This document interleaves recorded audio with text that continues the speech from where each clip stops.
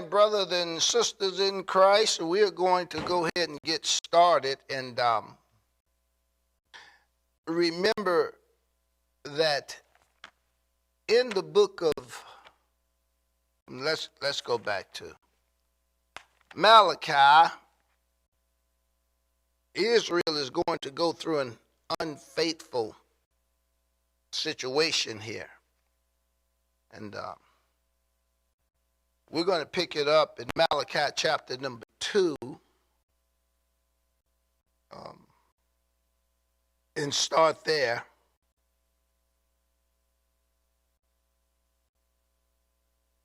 Why don't we go back to chapter number 1, pick up there where we left off, because I said we had to get back to Malachi. Welcome to the fastest 30 minutes. Now, let's look at verse number 5 in Malachi 1. And your eyes shall see and shall say, the Lord will be magnified from the border of Israel. Okay, which means that simply God is the protector of Israel. I mean, you don't have to worry about what's happening now. God's got Israel. Israel, before Israel will be destroyed, I mean, Jesus will do something. He'll show up or something, Like I say, excuse me, the only thing that probably could hasten something like that is the nuclear bomb, But don't worry about that, because that's not it. I mean, all the scholars and all your televangelists and all of your prognosticators, they'll tell you, just check them out. They'll say, no, don't, you can relax. This is not it. You got to deal with Gog and Magog and them coming in from the north and all this and that. What they got going on there now is just a little sting operation, just stinging the brothers and killing them up a little bit and just destroying the lives of people. It's sad, but that's not it. A son honored his father. We're in Malachi chapter number 1, verse number 6. A son honored his father and a servant his master. If then I be a father, where is mine honor? And if I be master, where is my fear? Saith the Lord of hosts unto you. Now God is saying unto you, where am I in your life? The promise in the sacrifice. He's going to talk to the prophets, the pastors, the fivefold, sixfold, sevenfold, eightfold, 25-fold ministry, whatever you call yourself. And he's talking to all of us here. Oh, you preachers and everywhere all over the land that despise my name and say, when have we despised? Where did we mess up your name at, God? God said, you offer polluted bread upon the altar.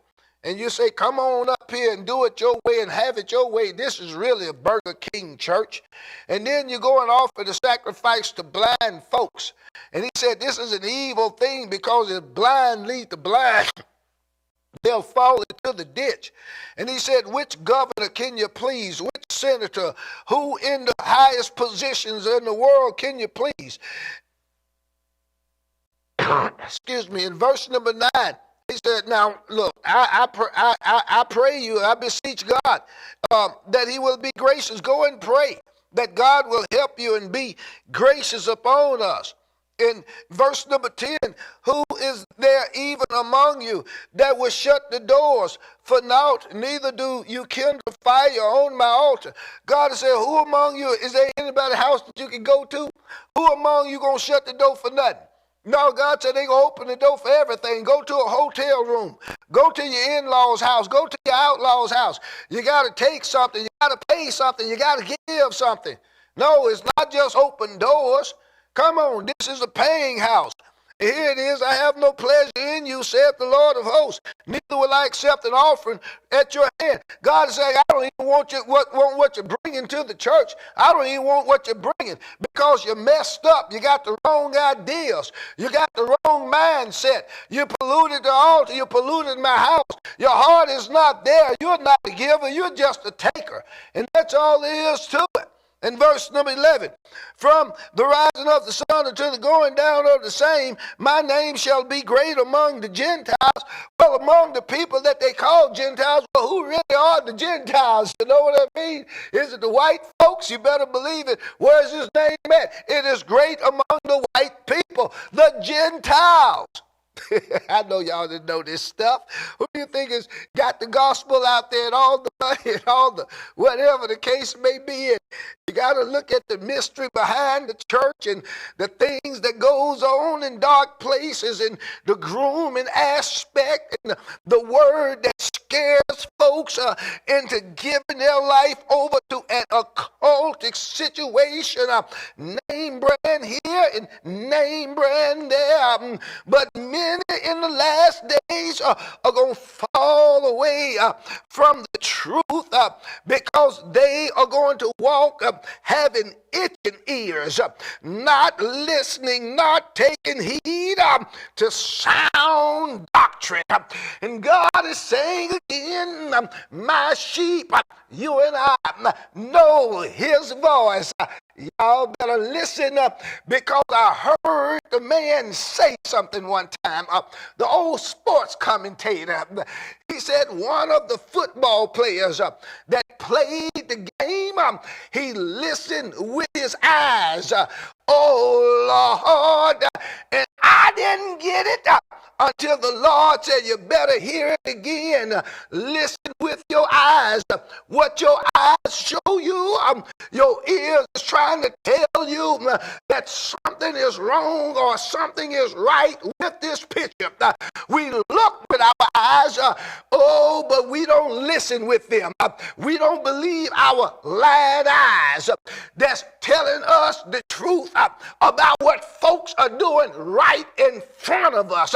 We can see it, we can deny it, and we won't listen to what our eyes are trying to tell our ears, to tell our heart, to tell our mind, to tell our soul that something ain't right about this picture. Here it is. Gentiles. In every place incense shall be offered unto my name, and the pure offering for my name shall be great among the heathen, saith the Lord of hosts. Now, who's God named great among? Come on. They call us heathens. They call everybody heathens that's not a part of the great society.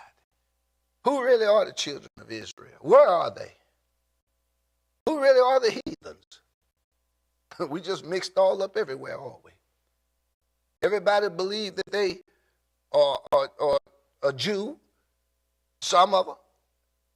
A whole lot of African American believe that they are Hebrew Israelites, children of Israel.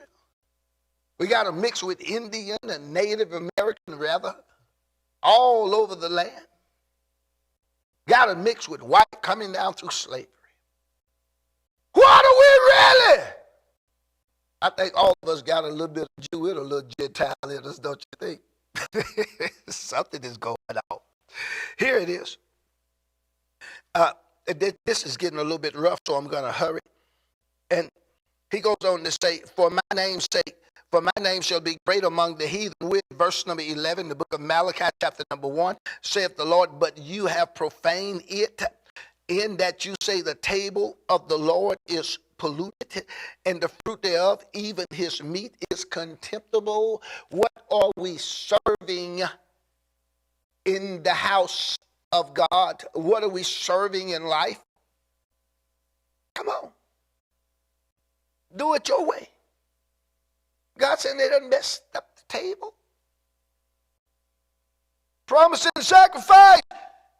You said also, behold, what a weariness is it, and you have snuffed at it. Oh, I'm just so weary about doing it, and I got to get up on Sunday and go to church and preach, and I had a hard night last night. It's a weary going to take and get blessed, isn't it? I got to go to the job. Why? I better make sure I clock in on time. saith the Lord of hosts, and you brought that which was torn. God said, what are you bringing me? Not new wine and new wineskin. You're bringing me that which is worn, torn. Come on. The least. In the lame, in the sick. Thus you brought an offering. Should I accept this of your hand, saith the Lord? You didn't get them healed? Where's the power? I want to come unto me, all you that labor of heavy laden. But why are you bringing them for the wrong reasons? But cursed be the deceiver, because you're a deceiver. You see, a healing is a healing, whether it be by doctor or by God. A miracle is a miracle. But we got a Cain attitude toward God to where we want to bring him the straggly stuff. You know. I would have loved to have been in the vegetable field. It wasn't so much about the sheep or the goats. Abel just did what his heart was commending him to do. Offer the best. You know, oxen or whatever. But Cain, Abel was the one that offered the best. Cain, what did he do? Went out there and put about 2 or 3 drops of water on a salad. No. All they had to do was just offer the best of his garden and not despise his gift or his talent. There's something sinister taking place in America, and this thing is so real until the people's eyes are closed. They're walking into something blindly or controlled by some great unknown force, because, as I said before, there's no law against the law, and we see that with 45. And 45 running for the president of the United States to win again in his prophecy, and all the prophecies that they done spoke about will come to pass, and I'll agree with them, because there's something sinister. It's almost like we as American citizens or the people want something evil to happen or something wicked to be taking place. It's almost like we're being driven to vote for this man. In our mind, in our heart, we know something is wrong, but it's like sitting and watching a movie, and we want to see the evil or the sinister or the dirt, or how low can this person go, or what great evil could they do to hurt everybody that they want to hurt and destroy as whatever they want to destroy. And then to have other evil forces that are in denial right now that was there last time to back up the situation on the greed, the callousness, and the money, and just to suck the life out of all of the citizens and to take over the media as if a God now is in control for 4 years. It's almost as if this is what we want, and this is what we're going to vote for, and this is what we want to see. It's almost like wanting to see how this movie is going to play out. Folks, I'm going to tell y'all something. We are in a whole bunch of trouble now when it comes to 45. I myself personally, I might like to see the movie too. Might have to vote for the trick. I think I'm about to quit now, though. They're about to quit. For all the people that done said they're about to quit voting and you're not going to vote, just wait. Because I've said the same thing every year. Every year I say the same thing. Just wait. That's all I can say. But I understand how y'all feel. Here comes Malachi chapter number 1. I know y'all want to finish this up. Come on, but we're getting there. And God said, you bring me all the sick stuff. Should I accept this of your hand, saith the Lord? But cursed be the deceiver. Don't y'all know that there are people around many of others, and some of you probably did it yourself, that have lied to you, people around you that have lied to you, deceived you. Do you know how many deceivers there are around? Lord God, Jesus. A deceiver is a lying manipulator wolf in sheep clothing that has the trickology that is working with your theology, and they walk close to you, just like the false prophet, Satan, and the Antichrist. They're all right there. And you don't know that these people are such deceivers. You really, because you don't see it. You remember, you're not listening with your eyes. Now my eyes are wide open and I'm listening with my eyes, and now my eyes are about killing me half, blessing me half to death, blessing me to life. You know, I'm supposed to say killing me to death. They are blessing me to life with what I'm listening to, with what I see now. And I'm able to go back and watch the old videos and movies. And God says, see, you didn't listen, see what I showed you, see this, see that, Bobby, and I'm sitting up there and I got my eyes are swollen and my ears are hurting and my nose is running and the movie done messed up my mind, and I'm sitting there watching the imitation of life. It really is a wonderful world. My God, Willy Wonka in the chocolate factory? Are you really kidding me? All of this is coming to the fruition of his truthfulness. And that's all I can tell you. It stings with the operation of truth, of death, and it snatches out the heart, cuts off your hands. And God said, I'm taking away your hand and I'm taking away your heart so that you can't give what you've been feeling, and so you can't feel what you've been given. And I tell you what, people, when you come to the reality of life, you're not going to let money rule you.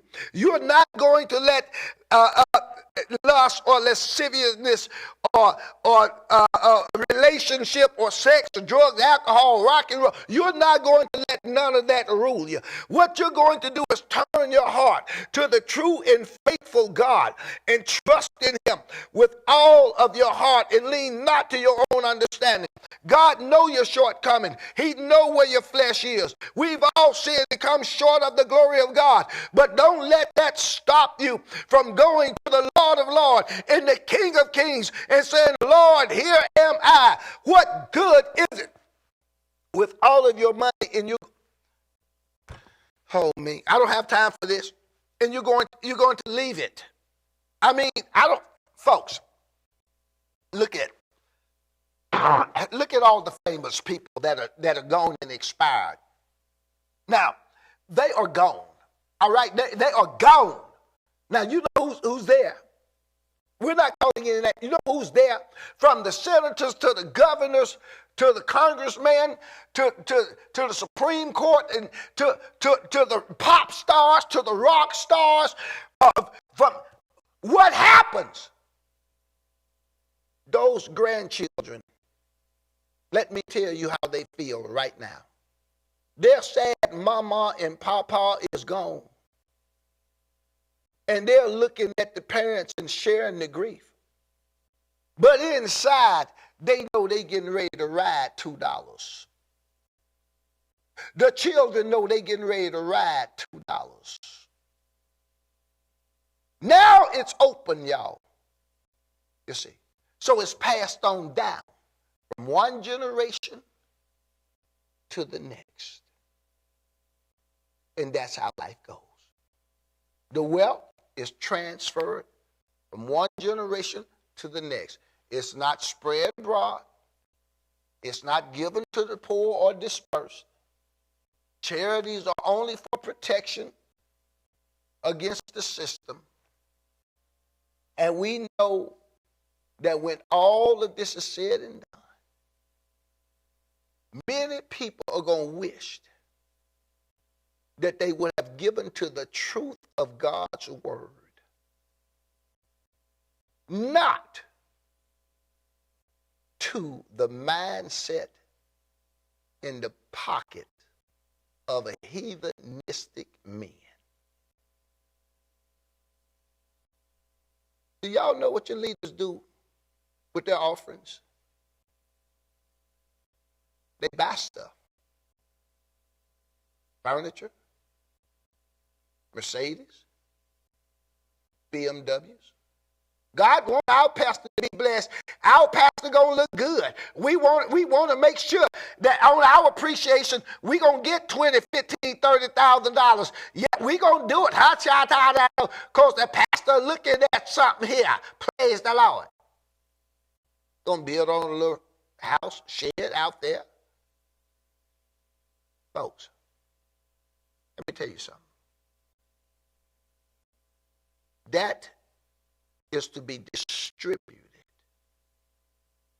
The leader is to be taken care of first. All expenses, all needs, nice house, nice car. Bam! Basic! Solidify that baby. And make sure you get his $2. The rest of it is Joseph's overflow. Anything else they want to give him, fine. But that's Joseph's overflow. Now you're going to search. You become a soul hunter. You're looking for families. You're looking for people. You out witnessing. You out working it. You feeding them right there in the church. You know what happened? So many folks got mad because I was feeding the people every other Sunday or whenever I felt like it in church. They came, they saw, they heard, they fellowship, and they would eat. You see. And you know what we'd do? We'd go out and take it and help families and help ministers and help pastors. Many of them were no good. The majority of them were no good. In-laws and outlaws, sisters and brothers. We served them all. You see. But now I realize you can't help deceivers and liars and manipulators. The poorest among me were the best. The ones that didn't have nothing and got something later on, they were the worst there ever been. Telling y'all, it's a blessing to do the will of God. And it's not hard, you see. Right now, ain't too much the brother can do. The brother blessed to get a couple of dollars in food stamp. And the enemy trying to fight that. I didn't have nothing.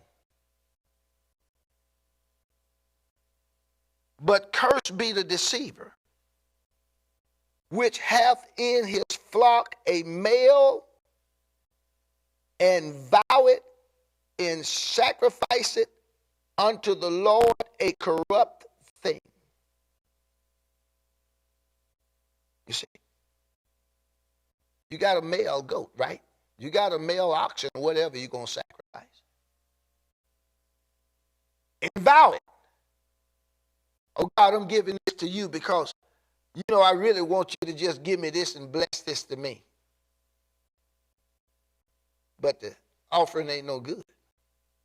in sacrificing it. The promise in the sacrifice. Unto the Lord, a corrupt thing.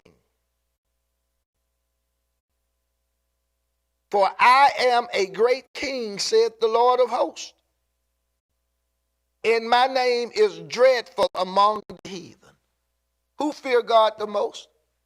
Those that are considered to be us Jewish, Hebrew, Israelite heathens. You notice how many people are dying? How many people are getting killed?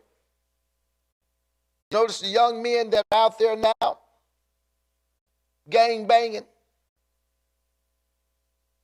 See what's happening in the land, y'all? Come on now.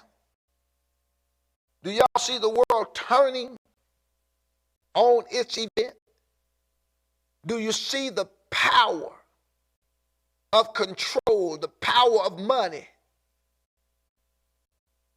When you look at the Pac-12 or the Big Ten football league, you wonder what happened to that. You got a team that didn't lose a game. Oh, Florida State. What happened? The power and the money that decides all these things said, even though you didn't lose, we're going to pick the one team that lost or the other team, and we're going to let them battle out. We'll see what goes on. Georgia lost one game. Alabama whipped them. They out. What's your point? They say it's fair. Nothing's fair. It's all about power, position, control, and money. What do you see? How God have blessed the nation, how we are back out, sports and everything else, and you got all of this artificial intelligence they got covered in, undermining this thing. I want to share something with y'all so bad, but I know my time is pushing. But I'm going to tell you right now, 1940 is where you are right now in today's time. And if you could advance from 1940 to 2023, you would be shocked as you move into 2023 to find out that you're really living in 1940 according to where we are going to be tomorrow. You and I are actually living in the dinosaur stages of AI. And right now, with surveillance, intelligence, what's coming up on the streets in the future, I'm telling you, I have told God of many days, I wished I knew how to operate the 2000s in the 1940s. And then I would be ahead of the 2023. But we're locked in the time called now. But if you could advance your knowledge, advance your spirit, and run ahead and peek back and look at this stuff and say, this is junk. The computers you got is junk. Telephones you got is junk. This thing is getting ready to turn over like never before. And what are we doing?